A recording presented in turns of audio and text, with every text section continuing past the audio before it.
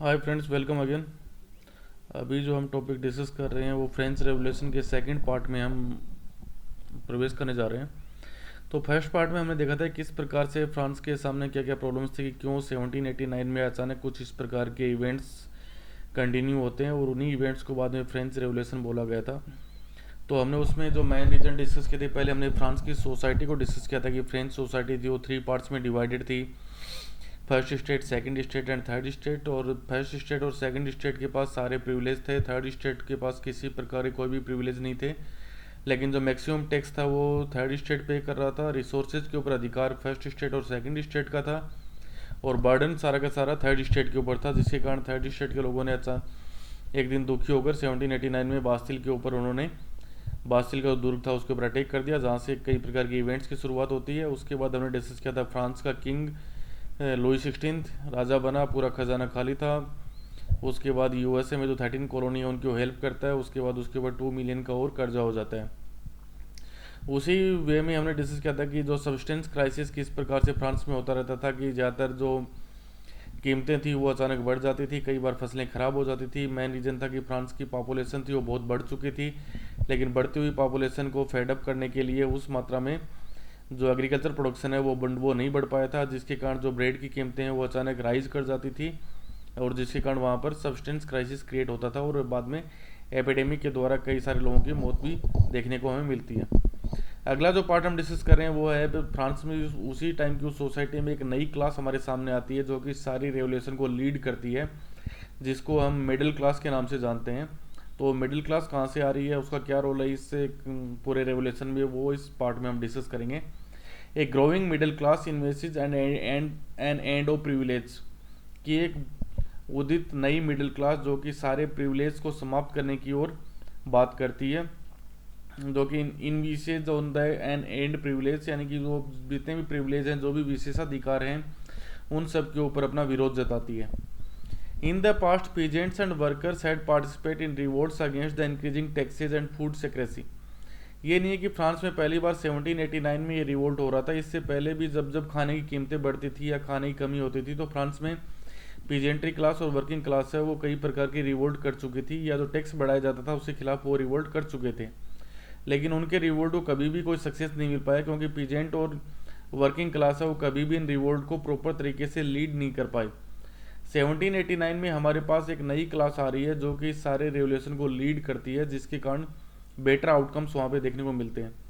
But they lacked the means and programmes to carry out the full scale measures that would bring about a change in the social and economic orders, कि उससे पहले भी peasantry और working class कई प्रकार की revolt कर चुके थे, लेकिन उनके पास ना तो उस प्रकार के मीन्स थे, यानी ना तो वो तरीके थे, ना ही कोई उनके पास अपना कोई प्रोग्राम था जिसके द्वारा पूरी सोसाइटी में सोशल और इकोनॉमिक ऑर्डर को चेंज किया जा सके। This was left to those group within the third state who had become a prosperous and had access to education and new ideas.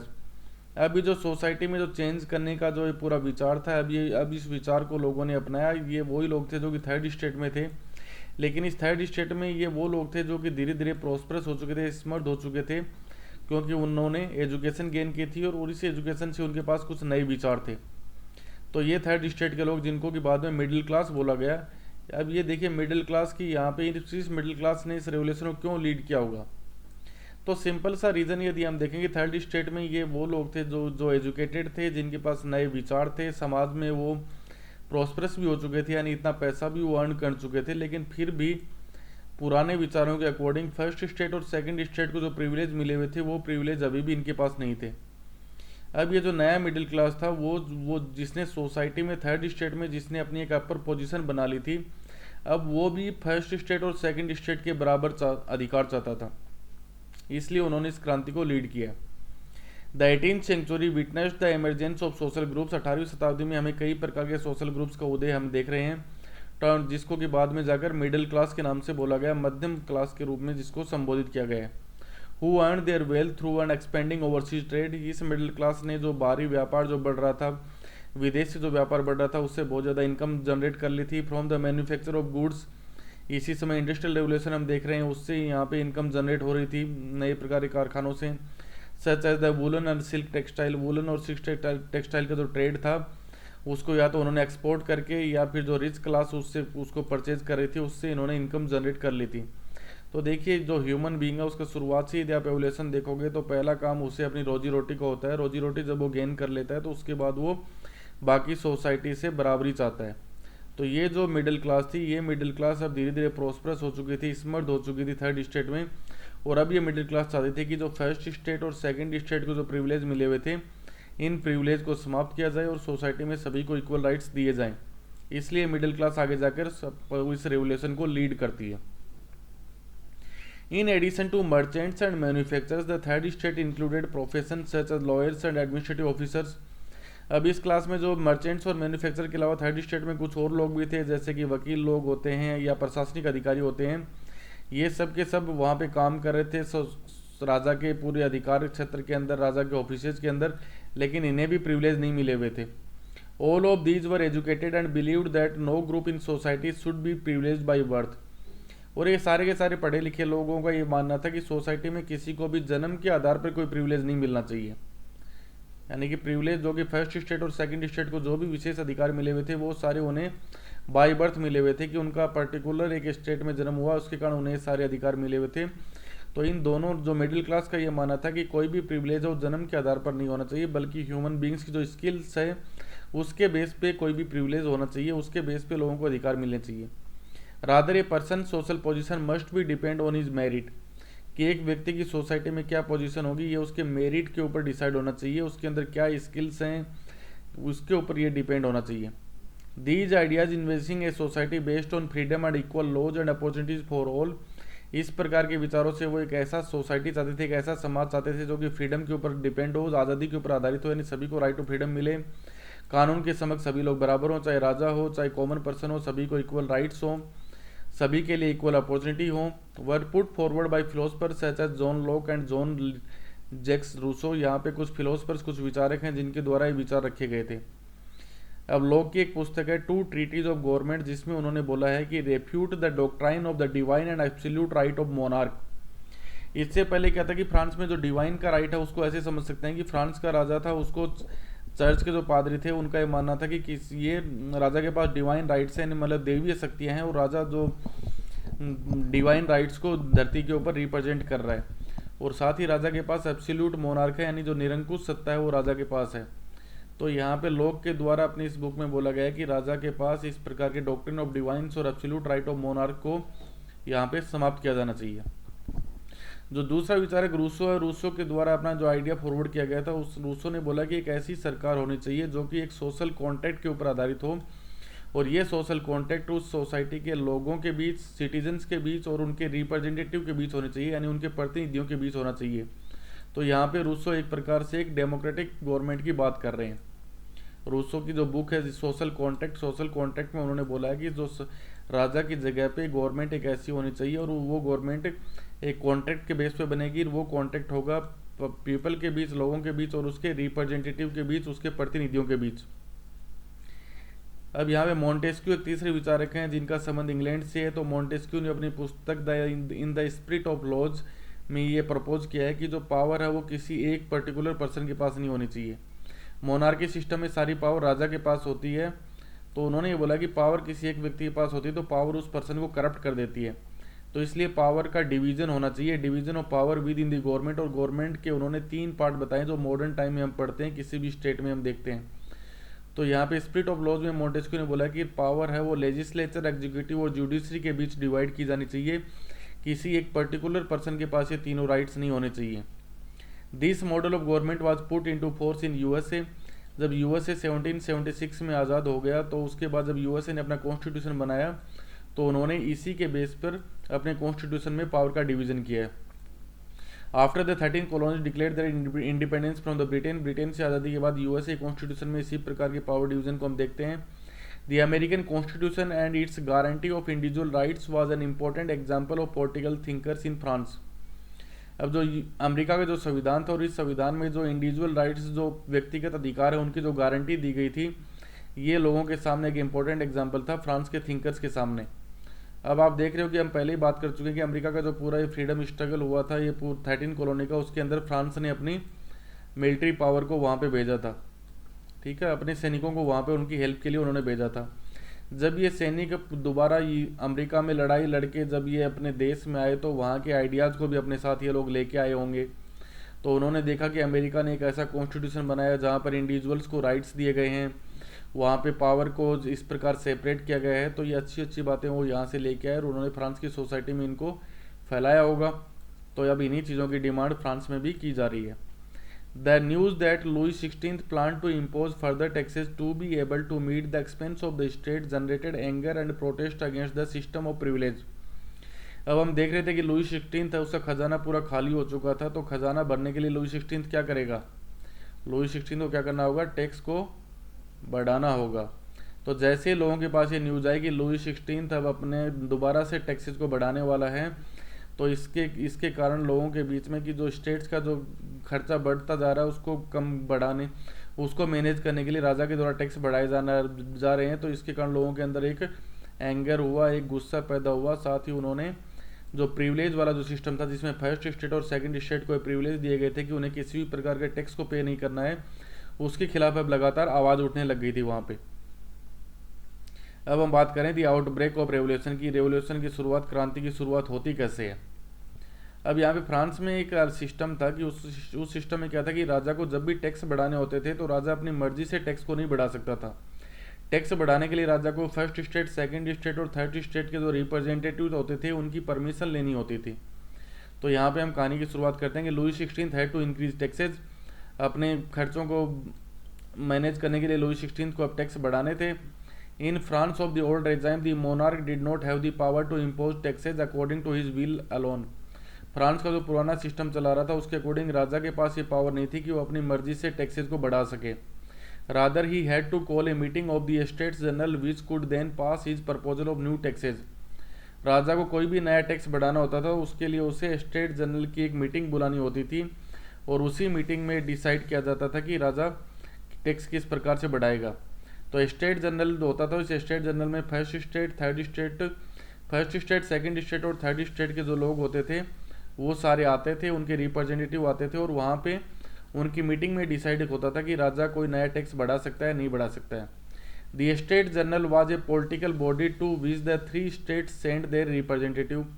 ये स्टेट जनरल थी, वो एक पॉलिटिकल बॉडी थी जिसके अंदर जो तीनों स्टेट होते थे, फर्स्ट स्टेट, सेकंड स्टेट और थर्ड स्टेट, वो अपने रिप्रेजेंटेटिव को सेंड करते थे, भेजते थे। However the monarch alone could decide when to call a meeting of this body. और ये राजा डिसाइड करता था कि इस बॉडी की मीटिंग कब बुलानी है। ठीक है, तो ऑन 5 मई 1789 को लुई 16 है वो एक असेंबली बुलाता है स्टेट जनरल की to pass the proposal of new taxes. राजा को नए टैक्सेस बढ़ाने हैं तो राजा क्या करता है, स्टेट जनरल की मीटिंग को बुलाता है। As representant hall in Versailles was prepare to host the delegates. Versailles का महल उसको तैयार किया जाता है, इन डेलीगेट्स को बुलाया जाता है। अब यहाँ पे हम समझते हैं कि आगे वाले स्लाइड में हम देखते हैं कि जो बॉडी होती थी वो बॉडी किस प्रकार बनती थी स्टेट जनरल की। एक्चुअली स्टेट जनरल में हम बात करें कि ये स्टेट जनरल है, इस स्टेट जनरल में कौन कौन भाग ले सकता है? फर्स्ट स्टेट, सेकंड स्टेट और आपका थर्ड स्टेट के लोग। तो फर्स्ट स्टेट, सेकंड स्टेट और थर्ड स्टेट के रिप्रेजेंटेटिव आएंगे। तो यहाँ पे फर्स्ट स्टेट से 300 रिप्रेजेंटेटिव गए थे, ठीक है। सेकंड स्टेट से 300 रिप्रेजेंटेटिव आते थे और थर्ड स्टेट से 600 रिप्रेजेंटेटिव जाते थे। अब यहाँ पे देखिए आगे टसल क्या होती है वो हम बहुत डिस्कस करते हैं इसमें कि voting in the state general in the past has been conducted according to the principle that each state had 1 vote. इसको समझने की कोशिश कीजिएगा। अब यहाँ पे राजा को टैक्स बढ़ाना है तो राजा के टैक्स के ऊपर जो प्रपोजल होता था उस प्रपोजल के ऊपर जब स्टेट जनरल में वोटिंग करवाई जाती थी तो उस वोटिंग में ये किया जाता था कि हर स्टेट के पास 1 वोट होगा। देखिए फर्स्ट स्टेट के पास 1 वोट है, सेकंड स्टेट के पास 1 वोट है, थर्ड स्टेट के पास 1 वोट है। अब हम सब जानते हैं कि फर्स्ट स्टेट और सेकंड स्टेट के पास प्रिविलेज हैं, उनको कुछ विशेष अधिकार मिले हुए। तो राजा का जब भी कोई इस प्रकार का प्रपोजल होता था तो फर्स्ट स्टेट भी राजा का साथ देगा और सेकंड स्टेट भी राजा का साथ देगा। तो राजा का जो भी प्रपोजल है वो हमेशा 2 वोट उसके पास रहेंगे।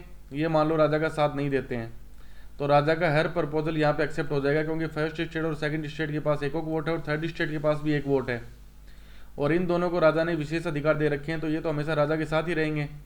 तो राजा का कोई भी मुद्दा है वो 2/1 के वोट से हमेशा राजा का टैक्स प्रपोजल पास हो जाएगा, ठीक है। लेकिन इस बार 1789 में इस प्रपोजल को थर्ड स्टेट ने मानने से मना कर दिया। देखिए अब आगे हम बात करते हैं। This time to Louis 16 was determined to continue the same practice. Louis 16 का जो राजा था वो चाहता था कि इस बार बाई वोटिंग का यही सिस्टम प्रैक्टिस रहेगी कि हर स्टेट को एक वोट दिया जाएगा। But members of the third state demanded that voting now be conducted by the assembly as a whole. लेकिन इस बार थर्ड स्टेट के लोगों ने डिमांड कर दी कि वोटिंग इस प्रकार असेंबली के पूरी असेंबली को एक मानते हुए वोटिंग करवाई जाए। मतलब थर्ड स्टेट का ये मानना था कि भैया 300, 300, 600, 600, 1200 इन 1200 लोगों को वोटिंग राइट दी जाए और हर व्यक्ति अपना वोट डालेगा और उसके बाद डिसाइड करो कि टैक्स बढ़ाना है नहीं बढ़ाना है। आपकी पहले वाली नोटंकी नहीं चलेगी कि हर स्टेट को एक वोट दे दिया गया और फर्स्ट स्टेट आपके पक्ष में खड़ा हो जाएगा, सेकंड स्टेट आपके पक्ष में खड़ा हो जाएगा और हमारी बात तो कोई सुनेगा ही नहीं।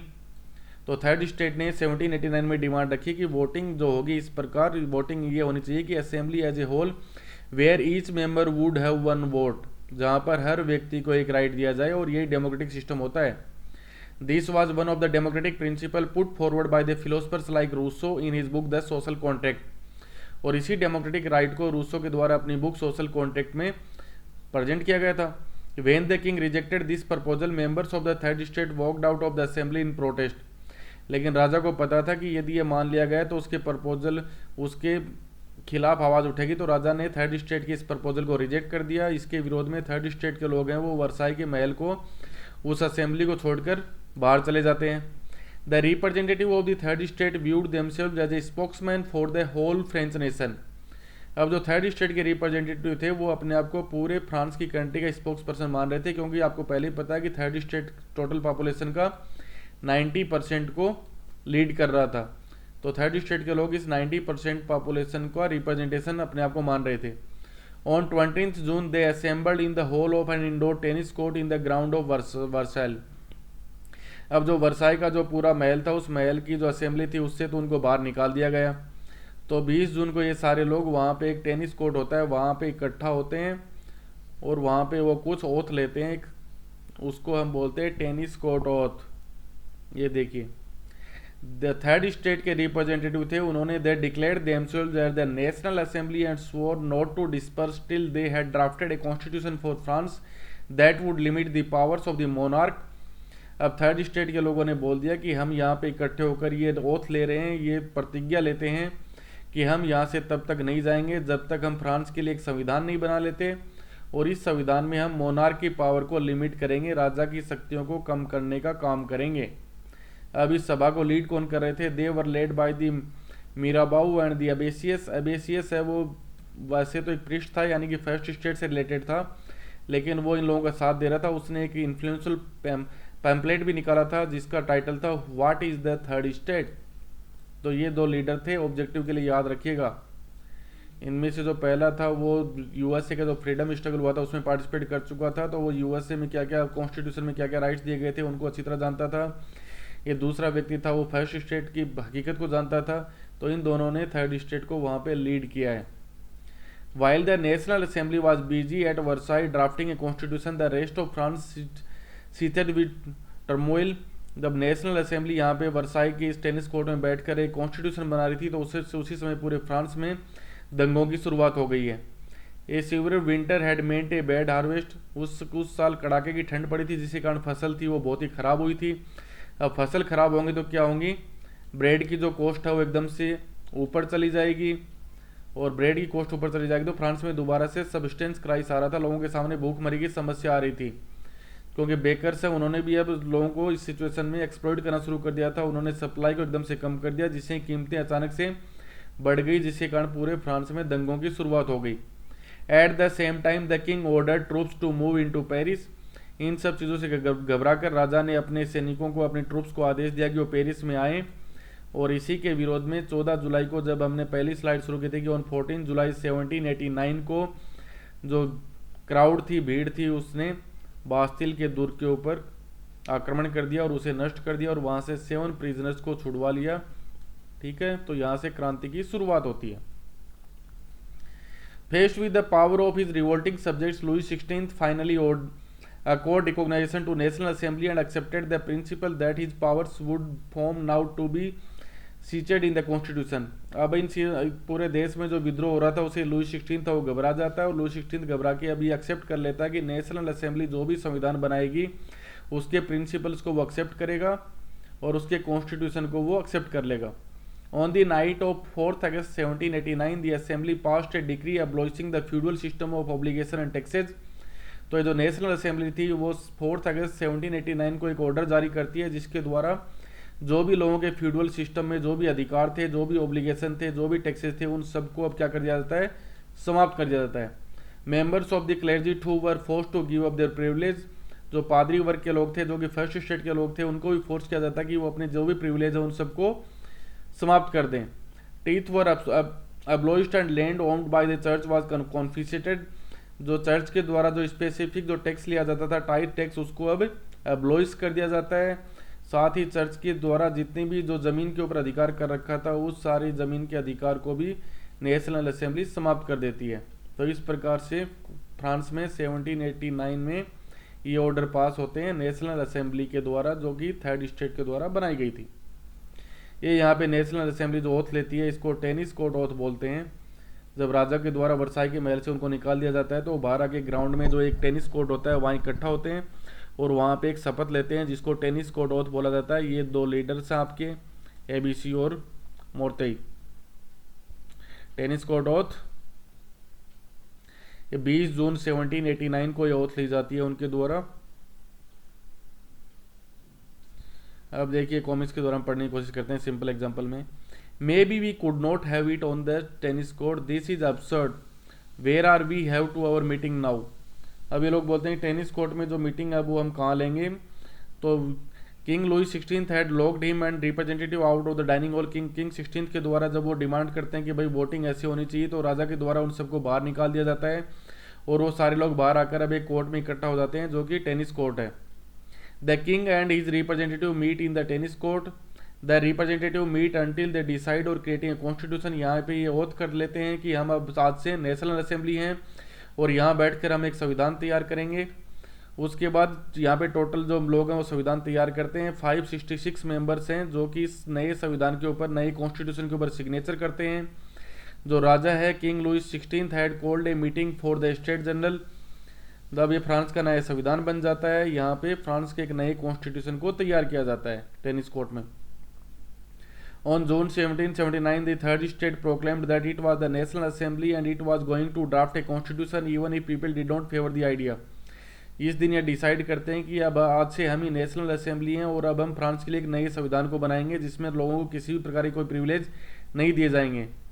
उसके बाद जून 20 1789 को disputes of the states went to their original meeting place in the Versailles but the meeting did not take place there. अब यहाँ पे उनको राजा के द्वारा बाहर निकाल दिया जाता है तो वहाँ पे मीटिंग नहीं होती है। तो ये लोग कहाँ जाते हैं, अब ये लोग बोलते हैं चलो टेनिस कोर्ट चलते हैं। We lock the palace down, महल को लॉक कर दिया जाता है राजा के द्वारा। I think it was the king's troops, we are going to have the change location. तो महल से अपनी लोकेशन को चेंज कर देते हैं। Let's go to the tennis court to meet everyone to the tennis court. Third state के लोग अब बोलते हैं चलो सारे के सारे टेनिस कोर्ट चलते हैं, हम वहीं पर अपनी मीटिंग रखते हैं।